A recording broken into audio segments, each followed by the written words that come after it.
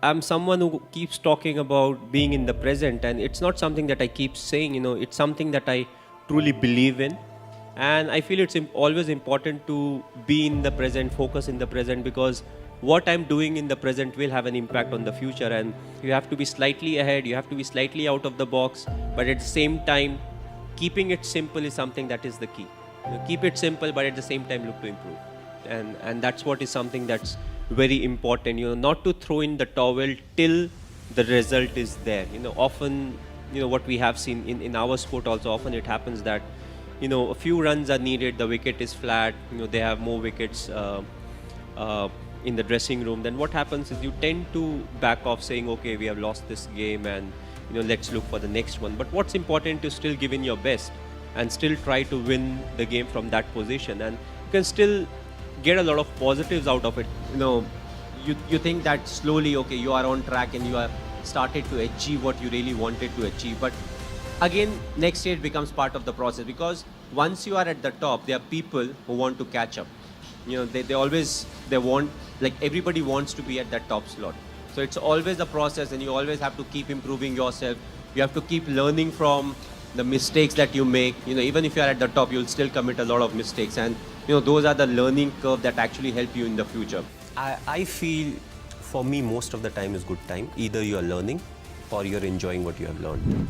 So it's not the ups and the downs. You lose some, you win some. When you win, you celebrate. When you lose, you learn. Either ways, I'm having a good time. It's a result that puts pressure on us. What if this happens? What if we don't win the game? What if we don't get selected? But again, worry about the controllables, and whatever the controllables are, we take care of it, we'll get the desired result. If we don't get the desired result, we'll improve. We'll change our plans, we'll execute better, and we'll get a chance to prove ourselves again. So, that's what it is. Thinking about the result never gives you result. Yes, you may have a target in mind, but what is more important is to take care of the small steps in life. What needs to be done, what I am supposed to do, what extra I can do, and that will help us achieve the target. That's what makes you more and more successful in life, when you go through the ups and the downs at the same time. I think I am as each and every individual is. We all feel the frustration, we all feel the irritation when things are not going our way. But what is important is, does frustration lead to anything that is good for the team? What at that point of time, what I am thinking is what needs to be done. I would say that, I feel equally frustrated. I also feel angry at times. I feel disappointed. But what is important is none of these are constructive. What needs to be done right now is more important than any of these emotions. So when I get into the thinking of what needs to be, Nabi mujhe kya karna hai, what is the next thing that I can plan, who is the individual I can use.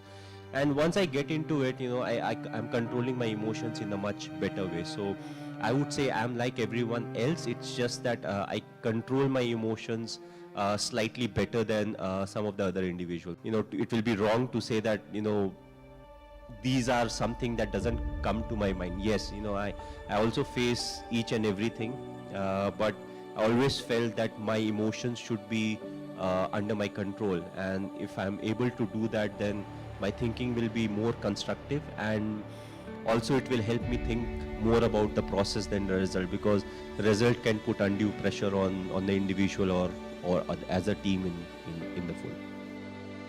So I feel all these small things which fall into places which may or may not be in your control also contribute a lot. But the most important ingredient, yes, hard work is there, dedication is there, passion is there, but I felt being honest is one of the most important things. To start off being honest to yourself. Unless you are honest to yourself, you can't be honest to others. And what it also does is, it helps you in accepting what the shortcomings are. You may not be a great player, may not be a great human being, but if you're willing to accept the shortcomings, you can always look to improve. You can go to people, you can ask for help, and there'll be people to guide you out. Whether it's your seniors, whether it's your parents, close friends, whoever those may be. And I always felt all these things really helped me keep moving ahead in life. throughout being honest towards the goal. What is the goal? The goal is not to, for me it was never to score so many runs for India. For me it was always, how we'll be able to win a game. Whether you are the captain or you're not the captain. What you want is, how much you have contributed for the team to win. And if let's say if I am not an athlete, if I'm not a professional cricketer or a badminton player, but if I've played enough sport in school, it becomes like a culture, and it helps you stay fit in life. So if you have sport every day as part of your life, even after you get a employment with any institution, you will make sure you take some time out of it, so that you are going to, let's say, badminton court or a tennis court to go and play some kind of sport. So even if nothing, it helps you be fit. But as I said, if you're playing, let's say, till 4th, everybody plays sport. Let's say from class 6 onwards to 12th also, if you're participating in sport, that's the chunk of time where you learn a lot about life. And as I said, when you are in sport, you're competing against someone. You will win some, you will lose some. It will teach you about the mistakes that you have committed. It will teach you how to get out of it, how you can't get demoralized out of it. And also in life, that's what it's all about. You can't get bogged down by the losses that you have had. You always have to look up. You have to take things in your stride, and you have to accept the mistakes that you have made. A lot of times we don't accept the shortcomings that we have. No, ye theek hai, wo theek hai. But you need strength to accept that, okay, there's some shortcoming in me or my game, because that's how you improve yourself. Well, personally, if you ask me, I feel, you have to be honest in life. You have to be honest to yourself. You have to be practical.